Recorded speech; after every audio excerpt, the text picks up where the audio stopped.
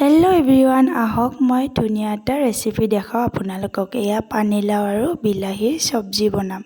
কেনেদৰে বনাইছোঁ চাওঁ আহকচোন। এয়া ধুনীয়াকৈ পানীলাও, আলু, বিলাহী মই ডাঙৰ ডাঙৰকৈ কাটি লৈছোঁ। লগতে মছলাৰ ভিতৰত পিঁয়াজ, আদা, নহৰু আৰু কেঁচা জলকীয়া লৈ লৈছোঁ মই। আদা, নহৰু, কেঁচা জলকীয়া আৰু গোটা জিৰা মই একেলগে খুন্দি লৈছোঁ। এয়া পিঁয়াজখিনি ভাজ খোৱাৰ পিছত ইয়াত মই আদা, নহৰু, কেঁচা জলকীয়া আৰু জিৰাৰ পেষ্টখিনি দি দিছোঁ। এইখিনি ধুনীয়াকৈ ভাজ খোৱাৰ পিছত ইয়াত মই কাটি থোৱা বিলাহীখিনি দি দিছোঁ। এইখিনি কিছু সময় লৰাই ইয়াত মই হালধি আৰু সোৱাদ অনুযায়ী নিমখ ব্যৱহাৰ কৰিছোঁ। এই চব্জিখন সঁচাকৈ যিসকলে মাছ নাখায় তেওঁলোকে এই আঞ্জাখন খাই চাব পাৰে। সঁচাকৈ বহুত সোৱাদ হয়।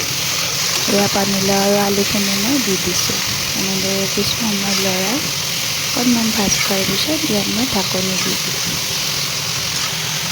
পানীলাওখিনি যিহেতু মই ডাঙৰ ডাঙৰকৈ কাটিছোঁ, সিজোতে অকণমান সময় লাগিব। এয়া কিছু সময় থকাৰ পিছত পানীলাওৰ পৰা অকণ অকণ পানী ওলাইছে। এইখিনি পানী খোৱাৰ পিছত ইয়াত মই অকণমান গৰম পানী ব্যৱহাৰ কৰিছোঁ। যিহেতু পানীলাও নিজা পানী ওলায়ে, তথাপি মই যিহেতু চব্জি বনাইছোঁ অকণমান পানী দিছোঁ। এইখিনি হোৱাৰ পিছত কেঁচা ধনিয়া দিছোঁ। এয়া মোৰ ধুনীয়া ৰাতিৰ সাজখন।